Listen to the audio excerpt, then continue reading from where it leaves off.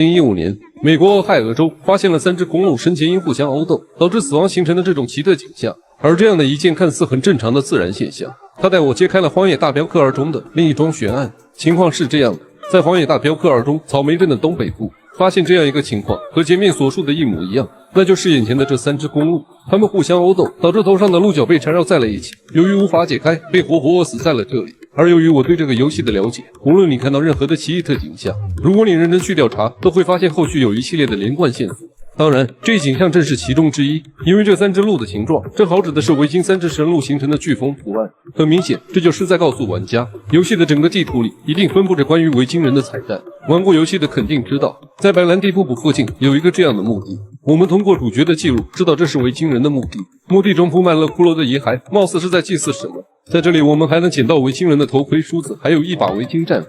整体的墓穴形状甚至还形成了五芒星的符号。而古维京人信仰的则是北欧神话。在北欧神话中，五芒星拥有净化恶灵和守护自身的作用。而在维京人的墓葬习俗中，陪葬品是很重要的一部分。他们认为死者来世的地位很大程度上是由陪葬品决定的。这些陪葬品一般包括武器、坐骑、珠宝，甚至是死者生前的奴隶。而维京人的奴隶作为陪葬品，通常会被斩首或肢解。这也就解释了为什么会有这些疑似祭祀的尸体残骸。而五芒星形状的墓葬则是宗教习俗，墓穴里的战斧、头盔、梳子都属于陪葬品。但是为什么遥远的北美大陆上会出现维京人的古墓？答案就在这块石碑上。这块石碑在游戏的地图右上角，就在这个小山坡上，上面还刻着看不懂的文字内容。通过在国外网站搜索到的信息，我们得到了这样一张腓尼基字母的翻译图。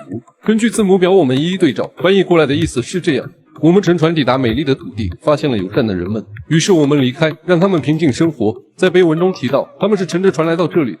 于是我就沿着墓碑旁的河流开始了寻找，在碑文的东边，也就是地图的边界处，找到了一艘毁坏的木船，很大可能是由于触礁导致的事故。在木船的甲板上，我们还可以找到一串作弊码，在一旁的锁箱里还可以拾取到鲨鱼牙小饰物。我们都知道，鲨鱼是生活在大海中的，在以前拥有远洋能力并能捕获鲨鱼的，除了军队以外，实在屈指可数。而维京人正是其中之一。喜欢历史的玩家可能会知道，美洲大陆是由哥伦布率先发现，而这一情况受到了广泛公认。但在美国境内有许多质疑的声音，原因就在于美洲发现了许多维京人存在的痕迹，而在这些质疑的声音中，出现了一种猜想：维京人穿越大西洋抵达纽芬兰，然后沿着海岸一路向南，转过佛罗里达州，进入墨西哥湾，顺着密西西比河向北行驶。而这一猜想在后来的历史考古中也被证实。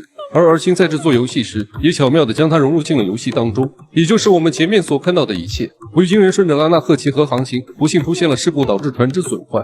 随后他们上岸后，沿着河岸一路前进，偶遇了当地的原住民，但他们并没有发生冲突。随后维京人立下符使用做记录后，一路向西寻找定居点。但不幸的是，在路上他们的首领死掉了，剩下的成员依照维京人的文化布置了古墓，将其安葬。所以这就是游戏为什么特意安排了这样一个彩蛋。